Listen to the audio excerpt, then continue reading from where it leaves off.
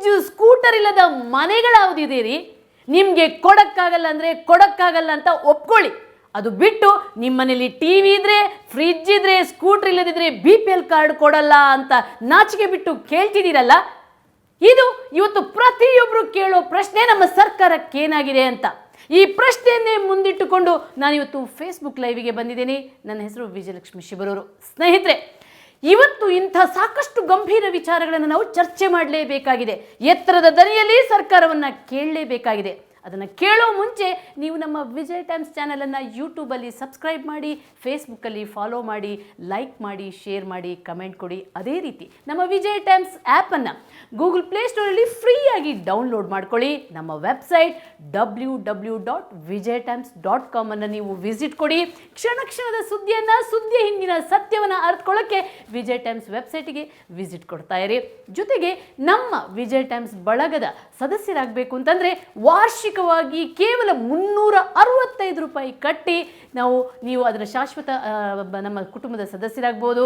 ಅದು ಅಲ್ಲದೆ ನಮ್ಮ ಭ್ರಷ್ಟಾಚಾರ ವಿರುದ್ಧದ ಹೋರಾಟಕ್ಕೆ ನೀವು ಶಕ್ತಿ ತುಂಬಿದ್ರೆ ನಾವು ಇನ್ನಷ್ಟು ಧೈರ್ಯವಾಗಿ ಯಾವುದೇ ಮುಲಾಜಿಗೆ ಬೀಳದೆ ಹಂಗಿಲ್ಲದ ಜರ್ನಲಿಸಮನ್ನು ಪ್ರಾಮಾಣಿಕವಾಗಿ ನಡೆಸೋಕ್ಕೆ ಸಾಧ್ಯ ಇದೆ.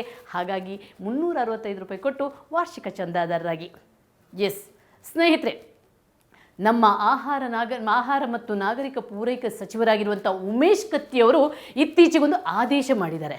ಅದೇನೆಂದರೆ, ಯಾರ ಮನೆಯಲ್ಲಿ TV, ಫ್ರಿಡ್ಜ್ ಅಥವಾ ದ್ವಿಚಕ್ರ ವಾಹನ ಇರುತ್ತೋ ಅವರಿಗೆ BPL ಕಾರ್ಡನ್ನು ಕೊಡಲ್ಲ, ರದ್ದು ಮಾಡ್ತೀವಿ. ಮನೆಗೆ ಹೋಗಿ ನೋಡ್ತೀವಿ, ಯಾರ ಮನೆಯಲ್ಲಿ TV ಇಲ್ಲ ಅವ್ರಿಗೆ ನಾವು BPL ಕಾರ್ಡನ್ನು ರದ್ದು ಮಾಡ್ತೀವಿ ಅನ್ನುವಂಥ ಆದೇಶ ಕೊಟ್ಟಿದ್ದಾರೆ. ಉಮೇಶ್ ಕತ್ತಿಯವರೇ, ನೀವು ಯಾವ ಕಾಲದಲ್ಲಿದ್ದೀರಿ? ಯಾವ ಮನೆಯಲ್ಲಿ ಈಗ TV ಇಲ್ಲ? ಒಂದು ಜೋಪಡಿ ಪಟ್ಟಿಗೂ ಹೋದ್ರು, ಒಂದು ಸಣ್ಣ ಟೆಂಟ್ ಇರಲ್ಲ. ಈಗ ವಲಸೆ ಹೋಗ್ತಾ ಬರ್ತಾ ಇರ್ತಾರಲ್ಲ, ಅವರ ಟೆಂಟ್ ಮನೆಯಲ್ಲೂ TV ಇದೆ ಅನ್ನೋದನ್ನು ಮರಿಬೇಡಿ, ಫ್ರಿಡ್ಜ್ ಇದೆ ಅನ್ನೋದನ್ನು ಮರಿಬೇಡಿ, ಅವ್ರ ಹತ್ರ 2 ವೀಲರ್ ಇದೆ ಅನ್ನೋದನ್ನು ಮರಿಬೇಡಿ. ಬಡವ ಕಷ್ಟಪಟ್ಕೊಂಡು ತನ್ನ ದುಡ್ದ ಹಣದಿಂದ EMI ಕಟ್ಕೊಂಡು ಮನೆಯಲ್ಲಿ TV ತಂದು ಒಂದಿಷ್ಟು ಮನೋರಂಜನೆ ತಗೊಳ್ತಾನಂತಂದರೆ ಅದನ್ನು ನೀವು ನಿಮ್ಮ BPL ಕಾರ್ಡ್ನ ಪಡಿತರ ವ್ಯವಸ್ಥೆಗೆ ಮಾನದಂಡವಾಗಿ ಇಟ್ಕೊಂಡಿದ್ದೀರಲ್ಲ. ಏನ್ರಿ ನಿಮ್ಮ ತಲೆಯಲ್ಲಿ ಸಗಣಿ ಇಟ್ಕೊಂಡಿದ್ದೀರಾ ಸಚಿವರೇ? ನಿಮಗೆ ತಾಕತ್ತಿಲ್ಲ. ಅಲ್ಲಿ ಕಾಳಸಂತೆಗೆ ಈ ಪಡಿತರ ಧಾನ್ಯಗಳೆಲ್ಲ ಹೋಗ್ತಾ ಇರೋದನ್ನು ತಡೆಯೋಕ್ಕೆ ನಿಮ್ಮ ಹತ್ರ ತಾಕತ್ತಿಲ್ಲ. ಪ್ರತಿ ತಿಂಗಳು ನೀವು ನನ್ನ ಜೊತೆ ಬಂದರೆ ನಾನೇ ನಿಮಗೆ ತೋರಿಸ್ತೀನಿ ಯಾವ ಲಾರಿಯಲ್ಲಿ ಯಾವ ಮಿಲ್ಲಿಗೆ ಈ ಪಡಿತರ ಏನು ಅಕ್ಕಿ ಧಾನ್ಯಗಳಿದೆ ಅವು ನೇರವಾಗಿ ಮಿಲ್ಗಳಿಗೆ ಹೋಗ್ತೀವಿ ಅನ್ನೋದನ್ನು ನಾನೇ ತೋರಿಸ್ತೀನಿ. ನೀವು ನಮ್ಮ ಜೊತೆ ಬರೋಕ್ಕೆ ರೆಡಿ ಇದೆ ಅಂತಂದರೆ ನಮಗೆ ದಿನಕ್ಕೆ 10ನೇ ತಾರೀಕು ಬಂತಂದರೆ ಮಿನಿಮಮ್ ಅಂದರೂ 10ಕ್ಕಿಂತ ಹೆಚ್ಚು ಫೋನ್ ಕರೆಗಳು ಬರ್ತಾ ಇದೆ. ಜನ ಬೇಡ್ಕೊಳ್ತಿದ್ದಾರೆ, ಮೇಡಮ್ ನಮ್ಮ ಪಡಿತರ ಅಕ್ಕಿ ಎಲ್ಲ ಯಾರ್ಯಾರ್ದು ಶ್ರೀಮಂತರ ಗೋಡೌನ್ಗಳಿಗೆ ಹೋಗ್ತಾ ಇದೆ. ನೇರವಾಗಿ ಕಂಪ್ಲೇಂಟ್ ಕೊಟ್ಟರೂ ಕೂಡ ಅಧಿಕಾರಿಗಳೇ ಶಾಮೀಲಾಗಿ ನಮ್ಮ ಕಂಪ್ಲೇಂಟ್ಗೆ ಒಂದು ಕಿಮ್ಮತ್ತನ್ನು ಕೊಡದೆ ನೇರವಾಗಿ ಹೋಗಕ್ಕೆ ಬಿಡ್ತಾ ಇದ್ದಾರೆ. ಪರ ರಾಜ್ಯಗಳಿಗೆ ಹೋಗ್ತಿದ್ದಾರೆ. ಈ ಕರುನಾಡಿನ ಬಡವರ ಅನ್ನದ ತಟ್ಟೆಗೆ ಹೋಗಬೇಕಾದ ಅನ್ನ ಅದನ್ನು ತಡೆಯೋಕ್ಕಾಗಲ್ಲ, ಆದೇಶ ಕೊಡ್ತಿದೆ. ನಿಮ್ಮ ಬೆಳಗಾವಿಯಲ್ಲೇ ಒಂದು ರೌಂಡ್ ಹೊಡೀರಿ ಸಚಿವರೇ.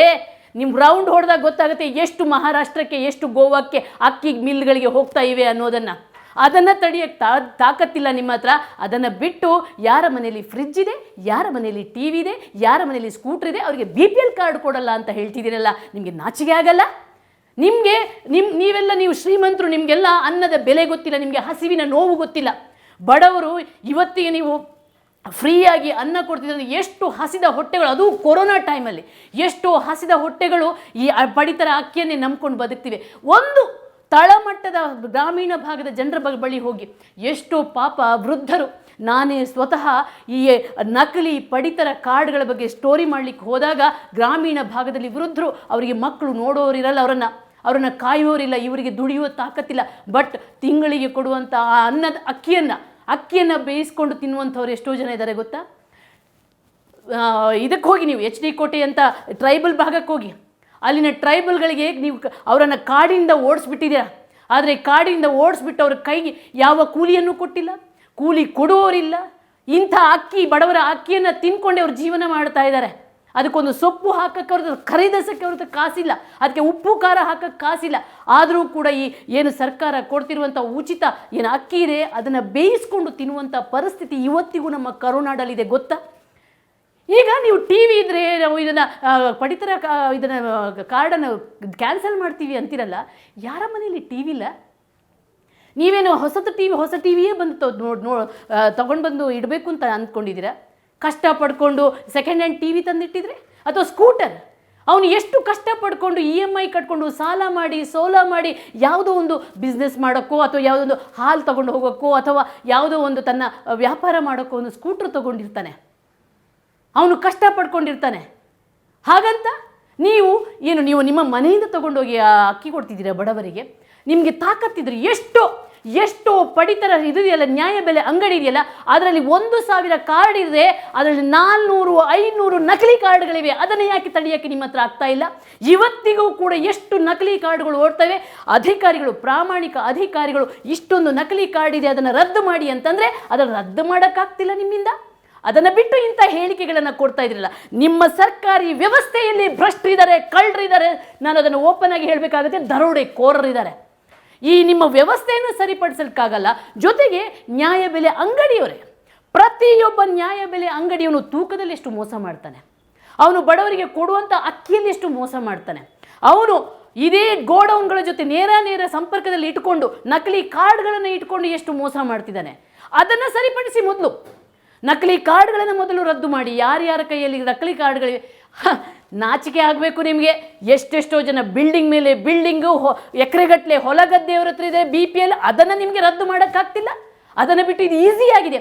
ಮನೆಗೆ ಹೋಗ್ತೀರಾ, ಯಾರ ಮನೇಲಿ ಟಿ ವಿ ಇದೆ ಅಂತ ನೋಡ್ತೀರಾ, ರದ್ದು ಮಾಡ್ತೀರಾ. ಅದೇ ಯಾರಾದರೂ ಇನ್ಫ್ಲುಯೆನ್ಸ್ ಮಾಡಿದ್ರೆ ಅವರಿಗೆ ಮತ್ತೆ BPL ಕಾರ್ಡ್ಗಳನ್ನು ಕೊಡ್ತೀರಾ. ನಿಮ್ಮ ವ್ಯವಸ್ಥೆ ಹೇಗಿದೆ ಅಂತ ನಮ್ಗೆ ಗೊತ್ತು. ನಾವು ಕಣ್ಣಾರೆ ನಾವೇ ನೋಡಿದ್ದೀವಿ. ನಾವು ಎಷ್ಟೋ ಸ್ಟೋರಿಗಳನ್ನು ಮಾಡಿದ್ದೀವಿ. ಈ ಪಡಿತರ ವ್ಯವಸ್ಥೆ ಯಾವ ರೀತಿ ನಡೀತಾ ಇದೆ ಅನ್ನುವಂಥದ್ದು. ಎಷ್ಟು ಬರೀ ಈ ಏನಿದೆ ಈ ಅಕ್ಕಿ ಮತ್ತು ಸರಬರಾಜು ಮಾಡೋದು, ಇದು ಆಹಾರ ಮತ್ತು ನಾಗರಿಕ ಪೂರೈಕೆ ಇಲಾಖೆಯಲ್ಲಿ ಸಂಪೂರ್ಣವಾಗಿ ಪ್ರತಿಯೊಂದು ಹೆಜ್ಜೆಯಲ್ಲೂ ಭ್ರಷ್ಟಾಚಾರ ತುಂಬಿ ತುಳುಕ್ತಾ ಇದೆ. ನೀವು ಕಾಳುಗಳನ್ನು ಕೊಡ್ತೀರಾ, ಆ ಕಾಳುಗಳು ಪಾಪ ಬಡವರ ಅವ್ರಿಗೆ ಒಂದು ದಿನದ ದವಸ ಧಾನ್ಯಗಳು ಮುಟ್ತಾ ಇಲ್ಲ, ಬದಲಾಗಿ ಸೀದಾ ಕಾಳಸಂತೆಗೆ ಹೋಗ್ತಾ ಇದೆ. ನೀವು ಲಿಸ್ಟಲ್ಲಿ ಹಾಕಿ ಕಳಿಸ್ತೀರಾ, ಇಷ್ಟು kg ಹೆಸರು ಕಾಳು, ಇಷ್ಟು kg ಕಡಲೆಕಾಳು, ಇಷ್ಟು kg ಇದು ಅಂತ. ಆದರೆ ಅದು ಎಲ್ಲಿ ತಲುಪ್ತೆ? ಒಂದೇ ಒಂದು ಕಾಳು ಕೂಡ ಜನರಿಗೆ ತಲುಪ್ತಾ ಇಲ್ಲ. ಬದಲಾಗಿ ನೀವು ಕಾಳಸಂತೆಗೆ ಕಳಿಸೋದ್ರ ಅದನ್ನು ನಿಲ್ಲಿಸಲ್ಲ, ಎಲ್ಲವೂ ನಿಮ್ಮ ಗಮನಕ್ಕೆ ಬಂದಿರುತ್ತೆ.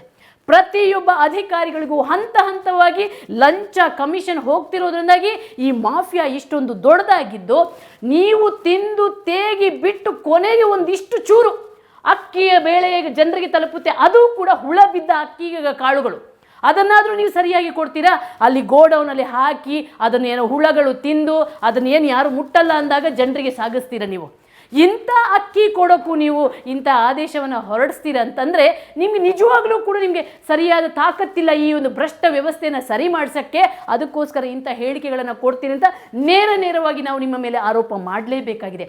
ಯಾಕಂದರೆ ಇದು ಒಬ್ಬ ಬಡವನ ಅನ್ನದ ತಟ್ಟೆಗೆ ಕೈ ಹಾಕ್ತಿದ್ದೀರಾ ಸಚಿವರೇ.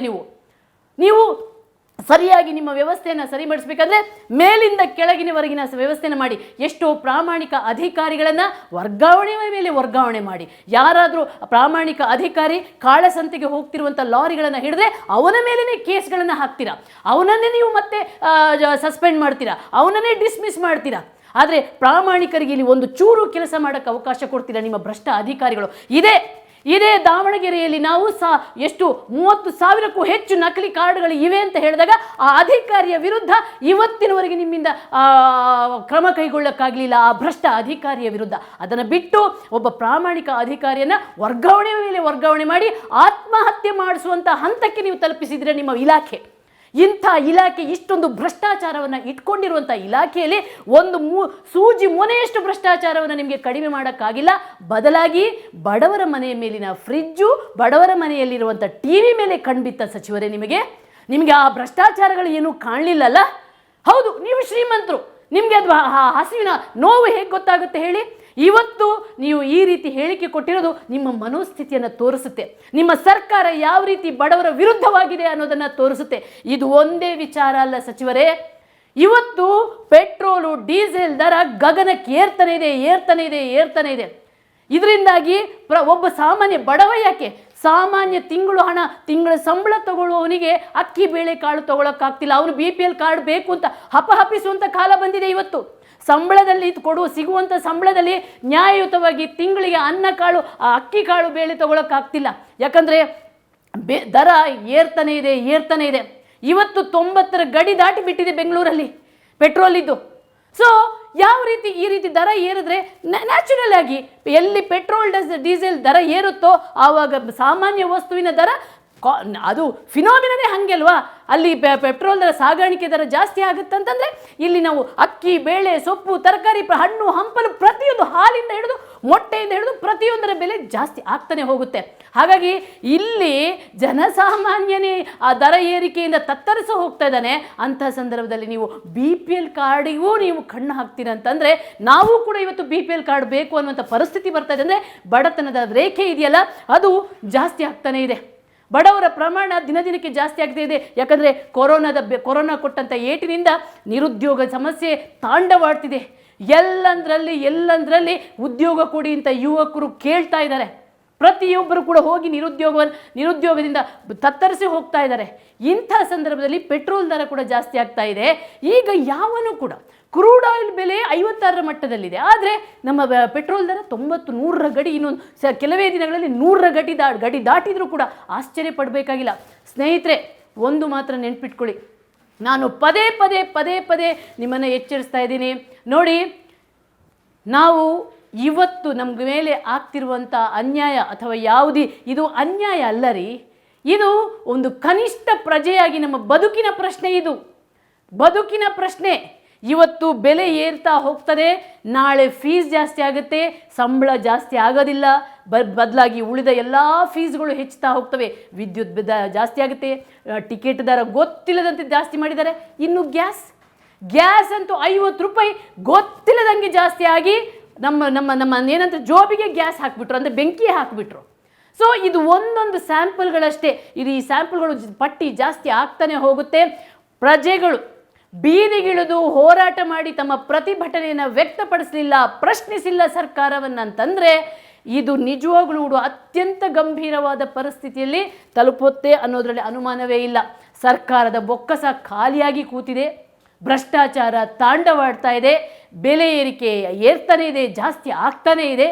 ಜೊತೆಗೆ ಈಗ ಈ ಖಾಸಗಿ ಎಲ್ಲಿ ನೋಡಿದ್ರೂ ಖಾಸಗೀಕರಣ, ಪ್ರತಿ ಹಂತದಲ್ಲೂ ಖಾಸಗೀಕರಣ ಆಗ್ತಾ ಇದೆ.